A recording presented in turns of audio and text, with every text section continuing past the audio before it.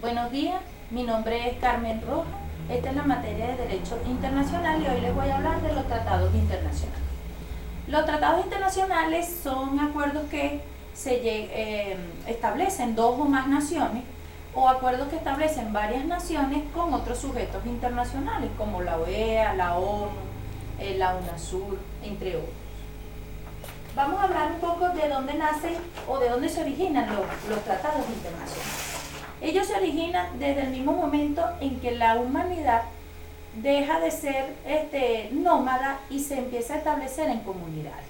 Esta interacción que se tienen con los vecinos crean conflictos y estos conflictos llegan en los inicios de la humanidad.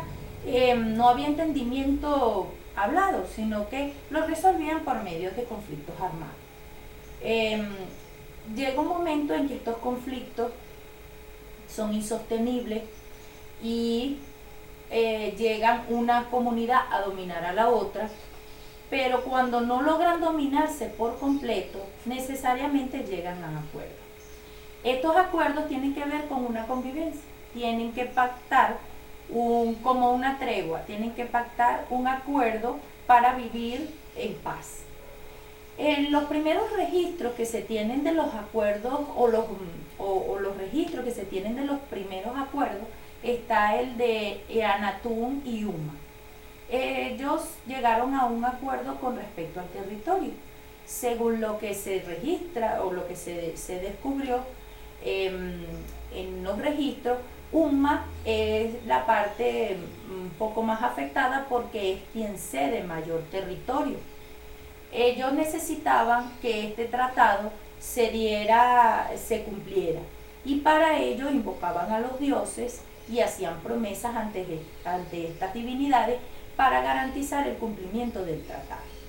Un poco más cercano antes de Cristo, en el año 1300, Ramsés II y los hititas llegaron a un acuerdo de paz. En este acuerdo incluía el apoyo bélico contra sus enemigos y contra los desertores, los fugitivos de cada uno de estos pueblos. Más adelante, o aproximadamente en esa misma época, pero también antes de Cristo, aparece el Código de Manú. El Código de Manú lo estableció entre la India y el Imperio Chino, y este código incluía ya aspectos morales, criterios morales y jurídicos también. Ellos llegaron a establecer un criterio jurídico de la guerra por justa causa, que era inevitable solo para el resguardo de las instituciones, pero también incorporaron un elemento de la protección a la población no beligerante y el amparo a aquellas personas desarmadas, fugitivos, población civil, que no tenía nada que ver con el conflicto, o sí tenían que ver, pero ya estaban desarmados, porque en las otras civilizaciones no existía el más mínimo respeto por la vida humana. Ya en el Código de Manú empiezan a incorporarse esos elementos, hasta que llegamos al derecho de gente. El derecho de gente recoge el aspecto de la justicia como un derecho natural del hombre. Cícero y Ulpiano, que eran los jurisconsultos romanos que contribuyeron en el desarrollo de este derecho, ellos hablaban de que todos los seres humanos, todos los pueblos tenían unos derechos naturales. Fue creado este derecho con el fin de regularizar las relaciones que existían entre los ciudadanos romanos y los ciudadanos de otros pueblos. El derecho de gente estuvo vigente durante muchos siglos. Es considerado uno de los derechos más perfectos que ha existido. Todavía en nuestra época es consultado para establecer las comparaciones o las analogías con las legislaciones actuales. El objetivo principal de los tratados es la convivencia pacífica entre los pueblos o entre los estados.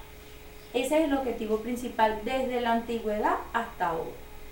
Estos tratados fueron recogiendo una serie de comportamientos que se iban convirtiendo como un patrón de conducta. Se convirtió este patrón de conducta en criterios jurídicos. Estos criterios jurídicos se denominan principios. Todos los tratados deben celebrarse de acuerdo a unos principios. El primer principio que debe incluir un tratado es el de cumplimiento. Si se celebra un tratado, ambos países o los países que están suscribiendo este tratado deben cumplirlo.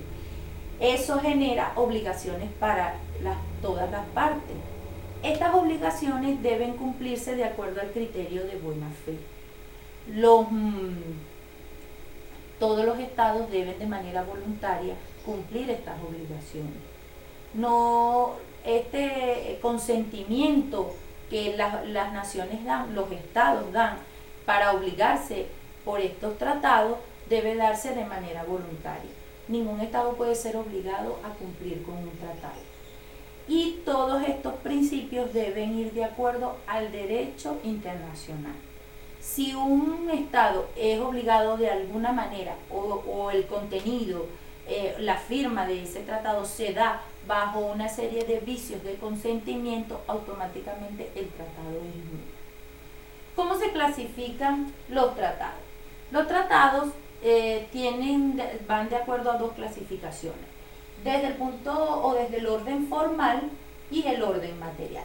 El orden formal son los acuerdos bilaterales y multilaterales, de acuerdo al orden formal, que es quienes incorporan o quienes contienen estos tratados, quienes celebran los tratados.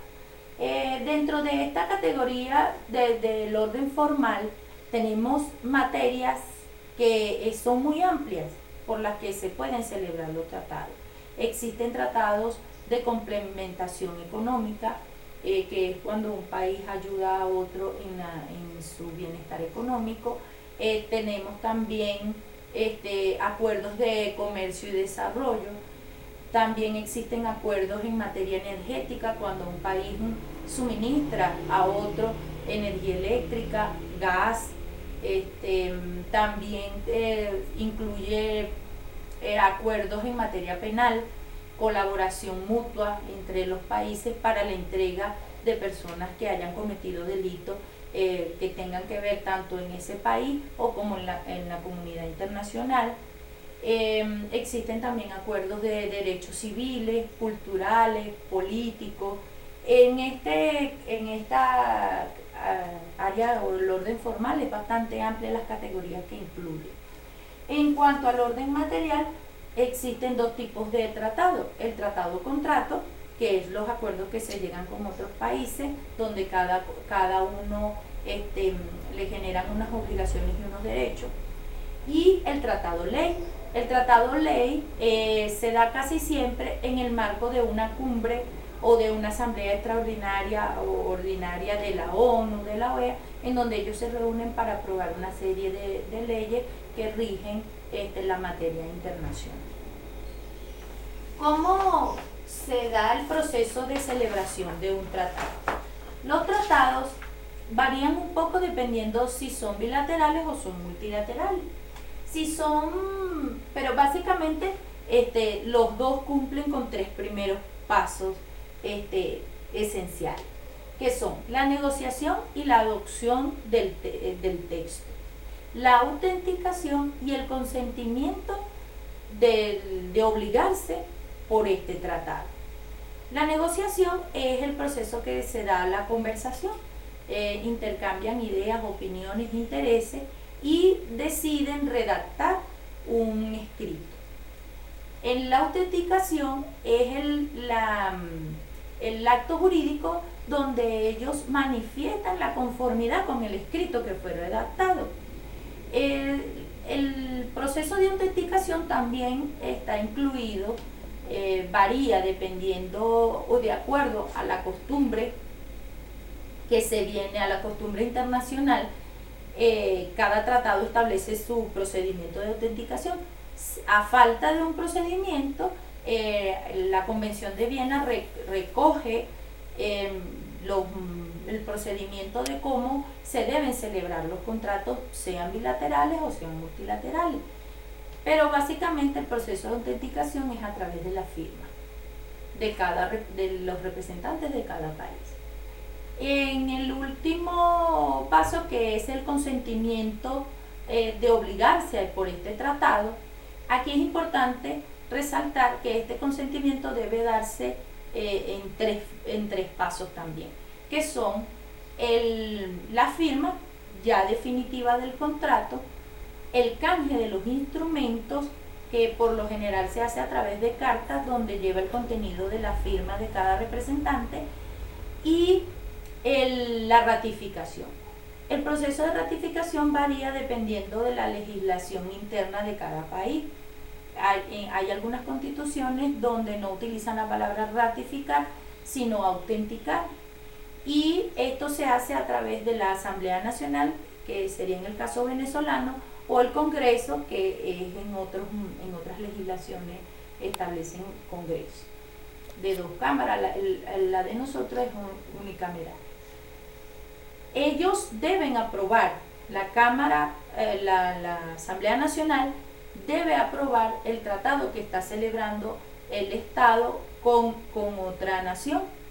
Una vez que se aprueba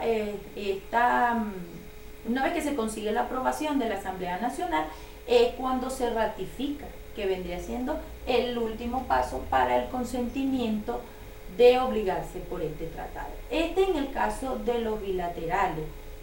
En el caso de los multilaterales también se da en las mismas fases, pero se incluye la fase de la adhesión. ¿Cómo ocurre esto? Esto es cuando se hacen convenciones, que puede ser de derechos humanos, derechos civiles, políticos, o la Convención de Viena, que quedó abierta a que otro país se sumara, otro estado se sumara a este tratado. Por lo general se establece un lapso para que estos países puedan sumarse a este tratado. Ese sería el último, que es adhesión, es al sumarse pues al tratado. Vamos a hablar ahora de la Convención de Viena. La Convención de Viena fue celebrada en el año 1969 y fue aprobada por un poco menos de 100 países. Esta convención habla del derecho de los tratados, y el objetivo principal fue recoger en un código único, único también con una serie de instrumentos conexos a él, todo lo que se ha venido practicando desde el inicio de los tiempos en cuanto a acuerdos internacionales. Todo lo que se llama costumbre internacional, también conocida como derecho consuetudinario, fue recogido en este código único. Es importante resaltar que Venezuela no ratificó esta convención. Sin embargo, no quiere decir que Venezuela no cumpla con los principios establecidos en ella, ya que la Convención de Viena, como lo dije, recoge todos los principios que se han venido practicando desde que nació y se conceptualizó el derecho y el derecho internacional. Algunos de los tratados en los que Venezuela ha participado son muchos. Venezuela ha tenido sobre todo estos últimos años, una vida internacional muy activa. Sin embargo, voy a referirme a algunos de ellos. En cuanto a tratados bilaterales, ha suscrito con Chile y Bolivia sobre complementación económica. Con Ecuador ha suscrito con lo que tiene que ver con comercio y desarrollo. Con Colombia y con Perú, el intercambio comercial con preferencias arancelarias.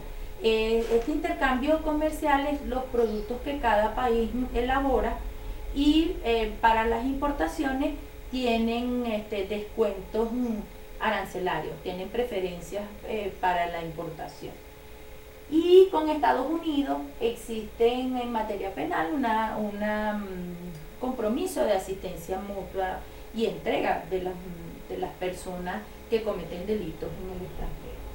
En cuanto a los tratados multilaterales,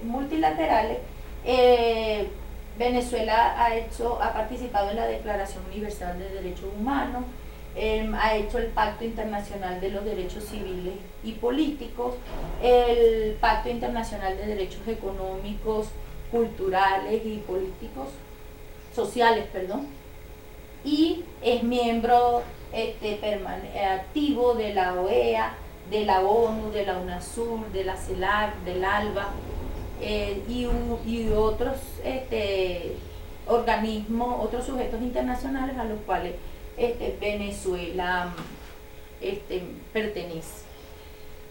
Ya para finalizar, quisiera hacer referencia en cuanto a la evolución y la perspectiva del derecho internacional. Como he venido relatando, el derecho internacional ha venido evolucionando y los tratados son la principal fuente para el derecho, para la creación del derecho internacional. El filósofo y también jurista Kant, él hace referencia a que el derecho internacional debe aplicarse como se aplican las normas internas.